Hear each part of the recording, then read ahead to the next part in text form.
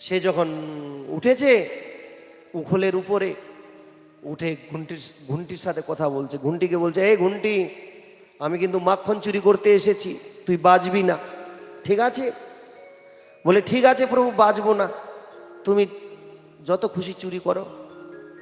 বলে বাজবি না তো? বলে না, বাজবো না। বলে সত্যি বলছিস? বলে হ্যাঁ সত্যি বলছি। বলে ঠিক আছে। এইবার ভগবান মাখন বের করেছে, বাজে নাই। মাখন বের করে যখন ভগবান মুখে দিয়েছে, মুখে দেওয়া মাত্রেই ও টন টন টন টন করে বাজতে লেগেছে, ঘুন্টি বাজতে লেগেছে। যখন বাজতে লেগেছে তখন কানাইয়া বলতে লাগলো, বলে কি ঘুন্টি, তুমি না কথা দিয়েছিলে তুমি বাজবে না, এখন বাজলে কেন?